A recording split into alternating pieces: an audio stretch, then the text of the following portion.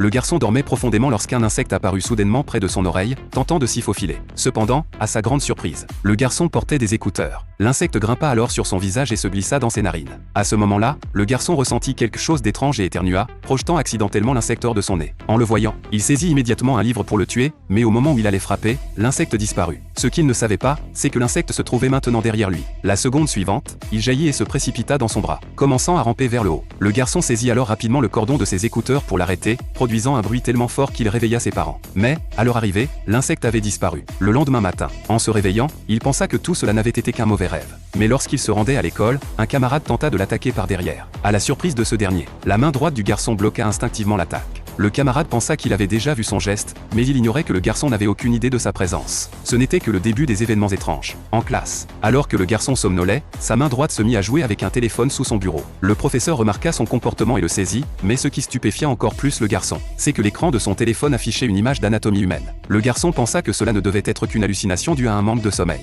En rentrant chez lui plus tard, il aperçut une voiture fonçant vers une petite fille sur la route. Sans réfléchir, il se précipita devant elle et, à sa grande surprise, sa main droite arrêta facilement la voiture. À ce moment-là, le garçon remarqua quelque chose d'étrange, des yeux apparaissaient sur sa main droite. Il comprit alors que ce qui s'était passé la veille n'était pas un rêve. Il courut chez lui, prit un couteau et se prépara à tuer la main. Mais juste avant de frapper, sa main droite se fendit soudainement et une bouche se forma. Le garçon resta figé, choqué. Une seconde plus tard, sa main droite se dota d'yeux et de doigts, et, de manière incroyable, elle se mit à lui parler. À la surprise générale, le garçon éclata de rire. Mais, dans la seconde suivante, il attaqua sa propre main droite. Ce qu'il ne s'attendait pas à ce que la main fasse, c'était qu'elle brise le couteau d'un seul mouvement et le lança dans les airs, où il se planta instantanément dans le plafond. Complètement stupéfait, le garçon observa la créature étrange qui, épuisé, retrouva sa forme d'origine.